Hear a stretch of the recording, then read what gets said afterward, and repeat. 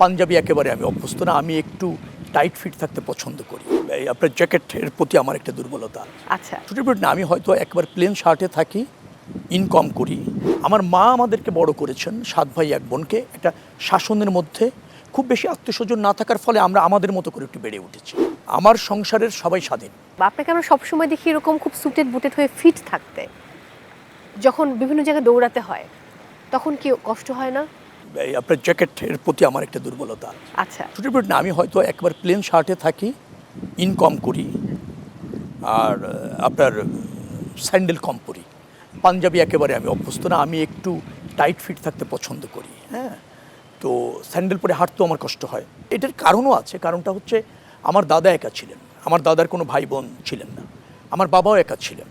5+ star rating প্রাপ্ত দেশের সর্বোচ্চ বিদ্যুৎ সাশ্রয়ী ওয়ালটন এসি স্মার্ট কমফোর্ট এখন নেক্সট লেভেলে। তো আমার বাবার কোনো ভাই বোন ছিলেন না, নিকট আত্মীয় খুব কম। আমার মা আমাদেরকে বড় করেছেন 7 ভাই 1 বোনকে একটা শাসনের মধ্যে, খুব বেশি আত্মীয়স্বজন না থাকার ফলে আমরা আমাদের মতো করে একটু বেড়ে উঠেছি, যার জন্য খুব সহজে ইজি হতে পারি না। আবার ইজি যদি হয়ে যায়, সম্পর্ক হয়ে গেলে সেটা নিয়ে আবার খুব এনজয় করি। তো এই কারণে একটু রোবটিক অনেক সময় মনে হয়। এবার আসবো একটু শপিং প্রসঙ্গে। যেহেতু ঈদ গেল, কেনাকাটা স্যারের যেহেতু খুব পছন্দ যে সে তার স্যুট এবং টাই অনেক বেশি কালেকশন এবং সে পরতে পছন্দ করেন, সো তার পোশাক কেনার ব্যাপারে আপনি কতটুকু সহযোগিতা করেন নাকি নিজের পছন্দে কেনেন? নিজেই পছন্দ করে কিনে, আমার কোনো সহযোগিতা কাউকে নেই। না। না, আমার পোশাক আমার মতো করে কিনি, ওরটাও ওর মতো করে কেনে।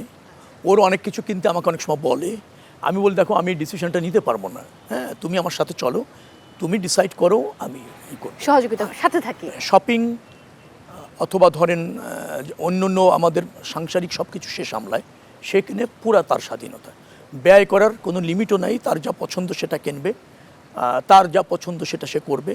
আমার ছেলে মেয়ের ক্ষেত্রেও তাই। এক্ষেত্রে আমার কোনো নাই, মানে আমার কোনো চাপিয়ে দেওয়া ইচ্ছা অথবা আমার পছন্দ প্রাধান্য পেতে হবে এরকম না।